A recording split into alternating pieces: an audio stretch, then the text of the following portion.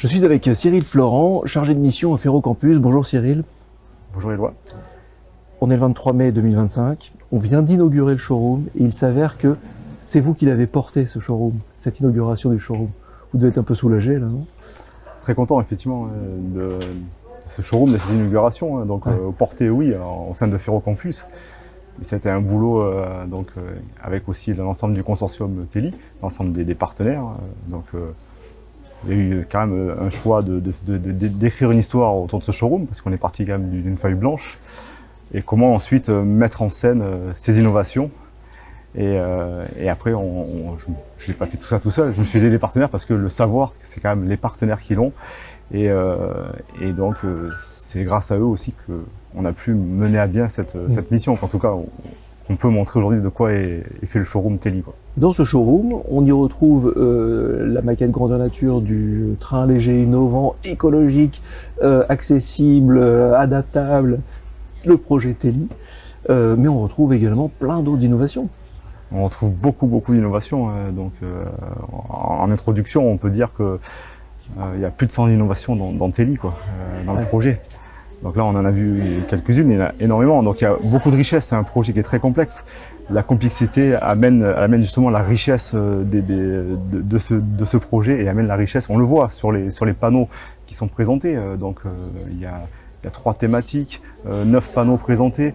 Donc il y a eu des textes du volume impressionnant, qu'il a fallu compiler, qu'il a fallu synthétiser, rendre plus frugal, s'adapter donc aux personnes, à toute personne, n'importe qui puisse lire, comprendre ce qui se passe dans Teli.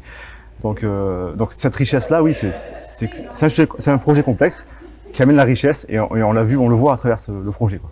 Et finalement, ça montre aussi à tous les jeunes qui ne savent pas forcément quoi faire que le ferroviaire, c'est quand même une filière d'avenir, pour le coup. Le ferroviaire est en vogue, effectivement. On voit bien que l'industrie ferroviaire, aujourd'hui, on en parle beaucoup, la décarbonation. Donc il y a des projets de décarbonation, on en parle.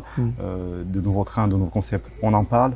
OK, Teli aujourd'hui est présenté dans ce showroom-là, mais il y a plein de projets innovants qui sont aussi sur du matériel roulant, qui sont en train de sortir. Donc il y a du Drési, il y a du Ferromobile, il y a du Flexi. Donc voilà, tous ces projets-là, tous ces autres projets matériel roulant donc, sont en vogue. On parle aussi d'infrastructures, donc il y a aussi des projets autour de l'infrastructure. Donc oui, il y a du travail énormément. C'est pour ça que Ferrocampus met en place aussi ces formations pour nos industriels qui ont besoin d'avoir des jeunes qui sortent d'école avec cette thématique ferroviaire industrielle. Donc effectivement, ça peut être aussi une vision pour ces jeunes-là en disant OK, on vient voir ce lieu, qu'est-ce qu'on peut trouver dans le ferroviaire? Ah ouais, le ferroviaire, ce n'est pas qu'un train qui roule en fait. Il y a plein de travail, plein de choses à faire dans le ferroviaire. Donc, et ça peut être une richesse aussi pour faire comprendre ce que c'est que le ferroviaire à des jeunes qui sont en train de se poser des questions. L'aéronautique, l'automobile ou le ferroviaire. Et dans le ferroviaire, il y a de quoi faire, quoi. Énormément, quoi.